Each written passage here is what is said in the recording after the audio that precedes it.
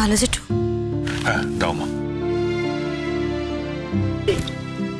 ভালো মেশো, একটা কথা বলতে চাই। কি রে বিগলু? আজ অদ্রিজা বাড়িতে এলে আমি কিন্তু ওকে বাড়িতে ঢুকতে দেব না। আমি না ভাবতে পারছি না জানেন দাদা, কিছুতেই ভাবতে পারছি না যে মেয়েটাকে এত ভালোবাসলাম সে এরকম বিশ্বাসঘাতকতা কি করে করে, মানে কিভাবে বিশ্বাস করবো মানুষকে দাদা? হ্যাঁ, কিভাবে চিনবো? আর কি বিশ্বাস করার কোনো রাস্তা থাকলো না? ভাবতে পারছি না এইভাবে মানুষকে ভালোবাসার প্রতিদান ফিরিয়ে দেয় বুঝি মানুষ এইভাবে? আমরা কিন্তু সেটা অনেক আগেই বুঝে গেছিলাম কাম্মা। তুমি বোঝোনি, বুঝতে পারোনি। আর আমরা যখন তোমাকে বোঝাতে গিয়েছিলাম তখন তুমি আমাদের উপর রাগ করছো। এখন বুঝতে পারছো তো? আচ্ছা, আমরা ওকে নিয়ে এত আলোচনা করছি কেন আমি বুঝতে পারছি না। কোনো তো দরকার নেই। আমার শুধু একটাই কথা, আজ ও বাড়িতে এলে ওকে আমি ঢুকতে দেব না, ব্যাস। এইভাবে হঠাৎ এই কাজটা করা যায় না পিগলু। তুমি এইভাবে ওকে বাড়ি থেকে বার করে দিতে পারো না। তাছাড়া ও যা মেয়ে, ও তোমাকে ছেড়ে দেবে না। না কেন, কি করবে ও? কি করতে পারে? কি ক্ষমতা আছে ওর? আমিও দেখবো ও কি করতে পারে। আমি দেখবো, দেখতে চাই। আর ও যাই করুক না কেন আমি সেটাকে ফেস করব, ফেস করতে রাজি আছি আমি। করুক না, কি করবে? কিন্তু পিকলুদা, আমরা তো ভয় পাচ্ছি। দেখো, ও যদি তোমার কোনো ক্ষতি করে সেটা তো আমরা কেউ মেনে নিতে পারবো না। আর তুমি আমার দিদিভাইকে চেনো না, ও তোমাকে থানা পুলিশ অব্দি নিয়ে যেতে পারে। অবশ্য আজ কোর্টে ও যেভাবে হেরেছে, যেভাবে গোহারা হেরে গেছে পিকলুদা, আমার মনে হয় আমাদের আর ওকে নিয়ে টেনশন করার দরকার নেই। তুমি আর চিন্তা করো না। ও জিতলো কি হারলো তাতে কি এসে যায়? সেটা বড় কথা নয়। ও তো আগের দিন রাত্রিরে বাড়ি ফেরেনি। কি বলেছিল আমাদের? ও বন্ধুর বাড়ি গিয়ে আছে না? ও মিথ্যে কথা বলেছিল। ওই টুয়াদের বাড়ি গিয়ে আছে, আমি জানি সেটা, খুব ভালো করে জানি। ওরা হয়তো ভেবেছে যে ওরা কেসটা জিতেই যাবে, এটা হয়তো ভেবেছিল, তাই ওখানে সেলিব্রেট করছিল।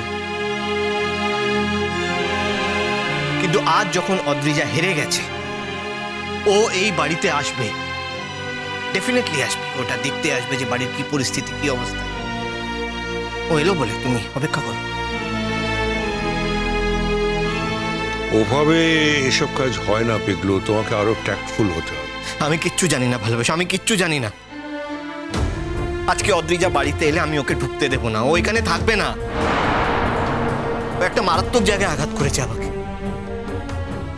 তোমরা তো সবাই আমাকে বারণ করেছিলে, আপত্তি করেছিলে এই বিয়েটাতে। আমি তো তোমাদের কারোর কথা না শুনেই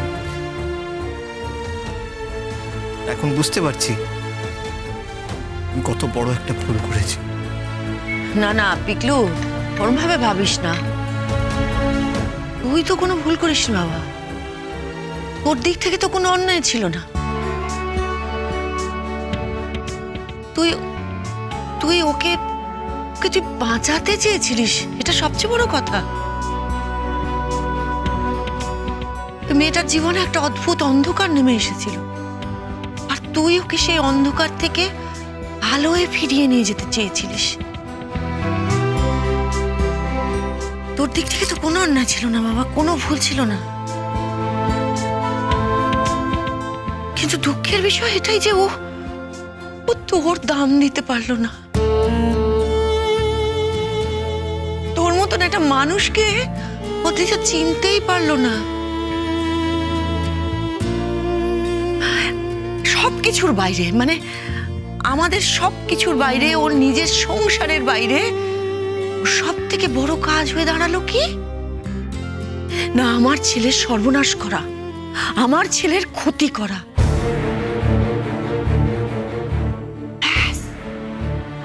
কিচ্ছু দেখলো না, কিচ্ছু না। না মা, ওর লক্ষ্য অনুরাগকে বিপদে ফেলা নয়, ওর লক্ষ্য আমাকে বিপদে ফেলা।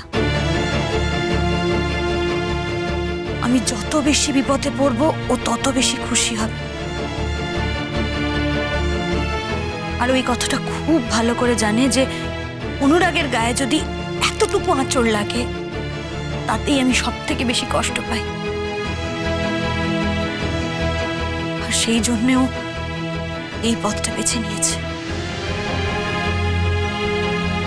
তুমি বিশ্বাস করো মা, এই পৃথিবীতে ওর কারোর সাথে কিচ্ছু নেই, কিচ্ছু নেই।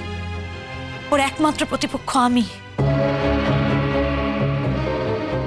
ও শুধুমাত্র আমার সাথে লড়াইয়ে জিততে চায়। অথচ আমার কাছে কি আছে বলো যে আমাকে এইভাবে ওর প্রতিপক্ষ ভাবে? বরং ওর কাছে তো অনেক বেশি কিছু ছিল।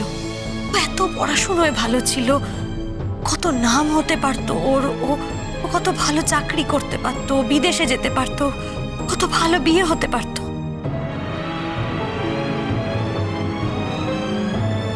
কিন্তু না, সেই সব কিচ্ছু না করে শুধুমাত্র আমাকে প্রতিপক্ষ ভেবে ও নিজের জীবনটাকে শেষ করে দিল।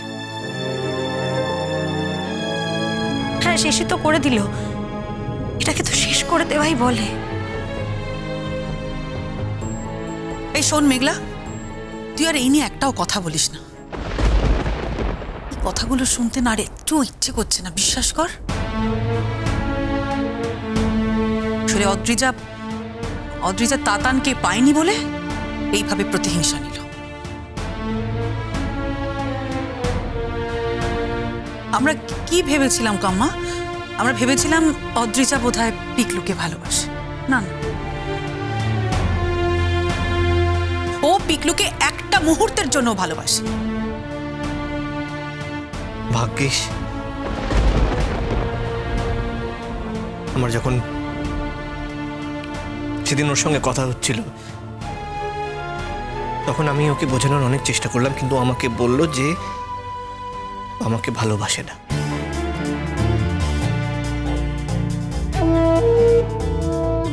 সরাসরি বলল। আমার ধাক্কা লেগেছিল,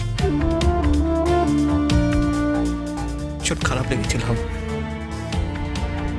তারপরে আমি ওকে বারবার বোঝানোর চেষ্টা করি, ওর সঙ্গে আমার তর্ক হয়, ও যাতে কোর্টে গিয়ে সাক্ষ্য না দেয়। কিন্তু ও পরিষ্কার বলল যে ও তাতানের বিরুদ্ধে সাক্ষ্য দেবে।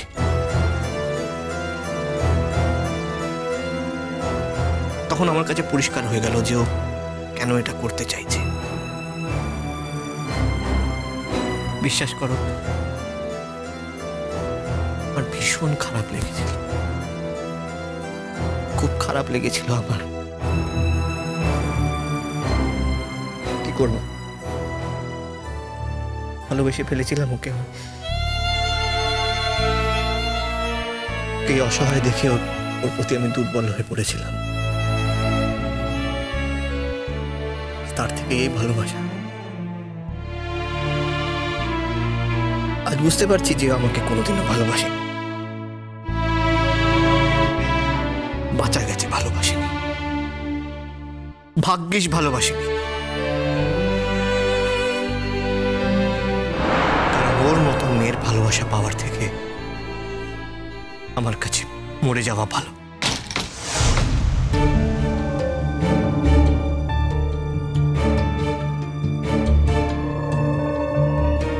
দাঁড়াও অদ্রিজা।